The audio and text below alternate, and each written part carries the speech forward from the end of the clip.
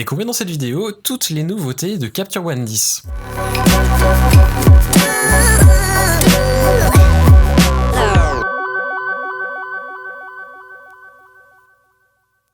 Salut, je m'appelle Quentin Descaillets. Vous pouvez retrouver mon travail sur quentindescaillets.com ou sur facebook.com/quentindescaillets. Aujourd'hui, on va reparler un petit peu de Capture One parce que c'est enfin la sortie de Capture One 10 et je peux vous en parler. Il y avait eu notamment un commentaire il n'y a pas longtemps et j'ai reçu quelques emails à ce propos. Qu'est-ce qu'il y a de nouveau dans Capture One 10 ? Quand on a des versions bêta, on ne peut malheureusement pas en parler parce qu'on est sous contrat de confidentialité avec Phase One. Et donc maintenant que la version est dehors, on peut enfin en discuter. Les nouveautés, il y en a passablement. Elles sont surtout pour améliorer la vitesse de travail. Alors les gens qui travaillent dans la photo de manière amateur n'y verront peut-être pas beaucoup d'avantages à la version 9. Pour les gens qui sont professionnels, je pense que ce sera très intéressant. Une des plus importantes nouveautés, et une nouveauté que vous n'allez pas manquer, si vous avez déjà téléchargé Capture One 10, vous l'avez probablement remarqué, quand vous affichez une image, l'aperçu est instantané. Il n'y a plus forcément besoin d'attendre pour un chargement. Ça peut paraître un petit peu bizarre comme première nouveauté parce que c'est pas quelque chose de forcément flagrant ou alors à l'inverse qui est très flagrant.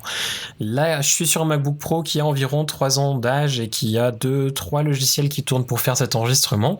Le fichier que vous avez sous les yeux, c'est un fichier de 100 mégapixels qui a été capturé avec un iQOO One 100 mégapixels de Phase One. Et si je zoome dessus, vous allez voir que c'est quasi instantané en termes d'affichage.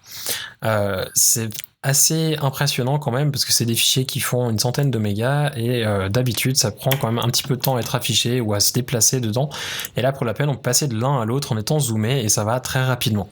Si je passe sur un D810 on voit que là aussi ça va très vite, la mise au point est plutôt sur le nez que sur les yeux, c'est pour ça qu'on a l'impression que c'est pas chargé mais c'est bien chargé et on voit qu'on peut vraiment passer d'un fichier à l'autre en étant instantané.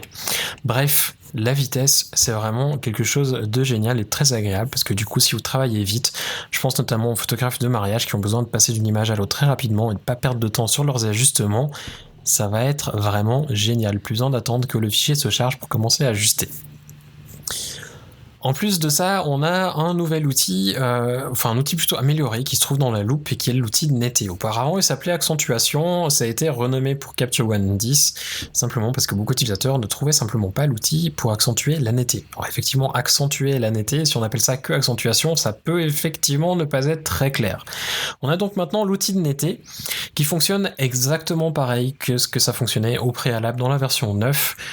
Malgré le changement de nom, la seule chose qui a été ajustée, il s'agit simplement de l'algorithme du seuil. L'algorithme du seuil qui va vous permettre d'avoir des transitions un petit peu plus douces. Des fois, on avait des choses un petit peu brutales qui se passaient quand on ajustait le seuil. Ça devrait fonctionner largement mieux maintenant. On a aussi un curseur qui a fait son apparition qui s'appelle suppression de halo. Alors, malheureusement, il n'y a pas tout qui s'affiche. Il faudra l'apprendre par cœur. Ça s'appelle suppressi sur cette version.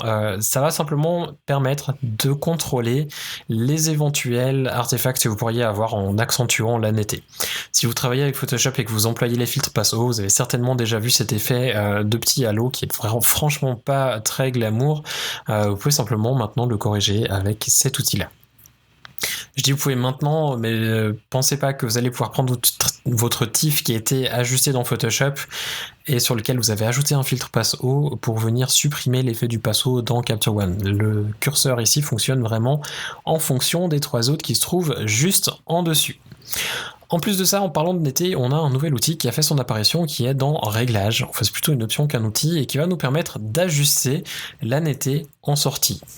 Ça va nous permettre d'ajuster le gain de netteté en sortie. Si vous vous souvenez de la version 9, vous aviez auparavant une petite coche qui vous permettait d'ignorer l'ajout de netteté que vous aviez fait via l'outil que l'on a vu juste il y a 2 secondes en arrière. Maintenant, ce que vous allez simplement pouvoir faire, c'est ajuster la netteté directement ici en fonction du support de sortie que vous souhaitez faire. C'est-à-dire que vous n'avez pas de gain de netteté en sortie, ça va simplement appliquer la netteté que vous avez ajustée ici. Si vous sélectionnez tout désactiver qui se trouve au fond, vous allez tout désactiver comme la coche qui se trouvait avant qui permettait d'ignorer l'accentuation de netteté, ou alors vous pouvez sélectionner d'accentuer la netteté pour un affichage à l'écran ou alors pour une impression. La différence entre les deux se situe surtout en termes ici de rayon. En fait, le rayon pour l'impression s'appelle distance et permet d'ajuster le rayon en fonction de la distance à laquelle les personnes vont regarder votre image. C'est-à-dire que vous pouvez sélectionner en pourcent de la diagonale de l'image ou alors en centimètres. centimètres, vous allez peut-être devoir faire les conversions, donc pensez de rajouter 2 zéros si vous souhaitez avoir 1 mètre.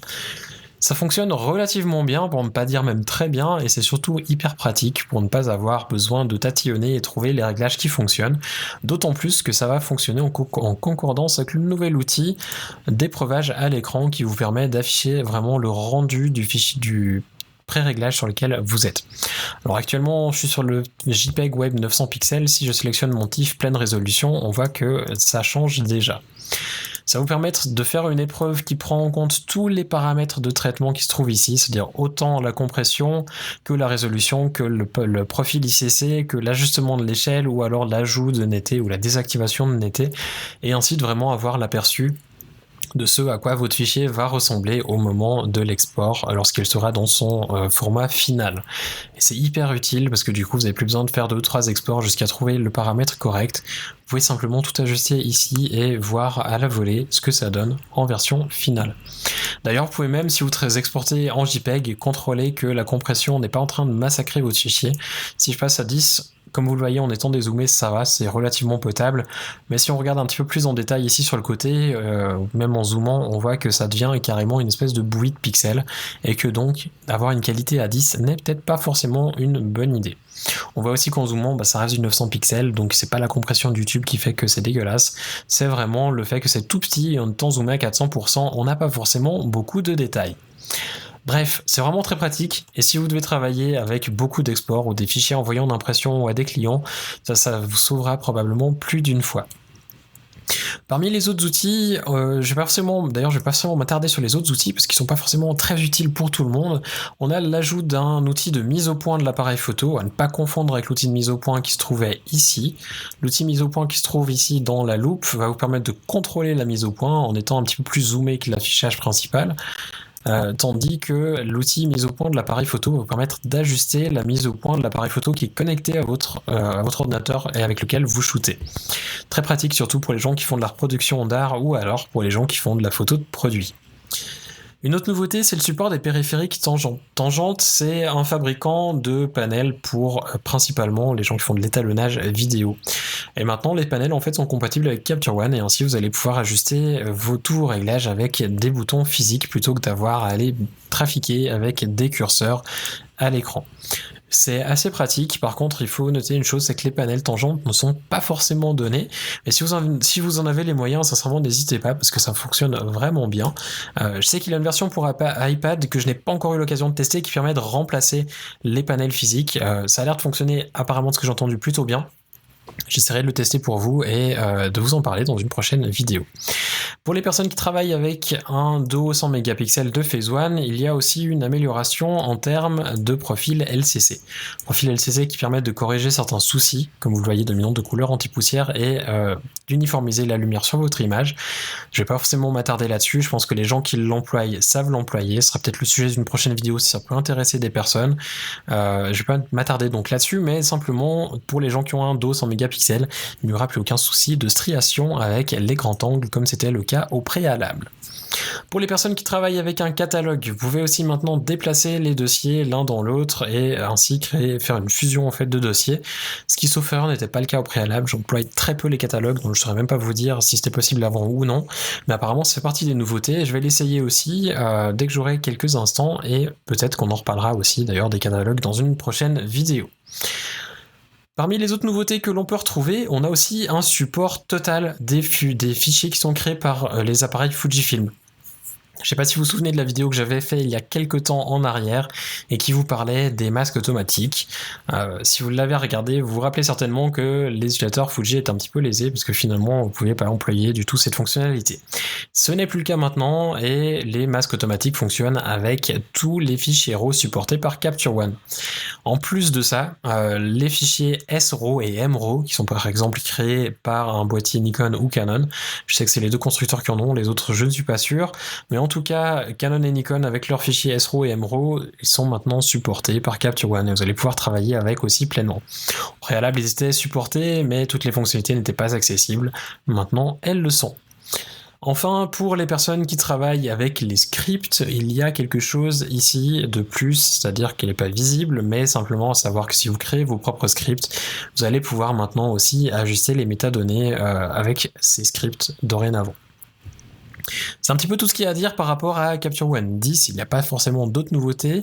Par contre, une chose que vous allez peut-être remarquer si vous travaillez avec la version française, c'est que enfin, les traductions sont quasiment similaires entre Windows et Mac. Voilà, on a un petit peu fait le tour de tout ce qu'il avait à montrer finalement par rapport à Capture One 10.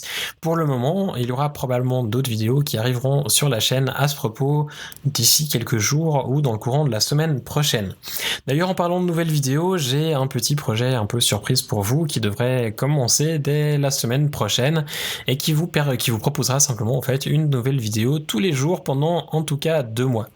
Je vous en dis pas plus pour le moment, mais en tout cas la régularité y sera et le contenu, je pense qu'il saura intéresser un bon nombre d'entre vous. Donc n'hésitez pas à vous abonner à la chaîne si vous souhaitez pouvoir suivre ces prochaines vidéos. Et en attendant, je vous souhaite de passer une excellente fin de journée. À bientôt.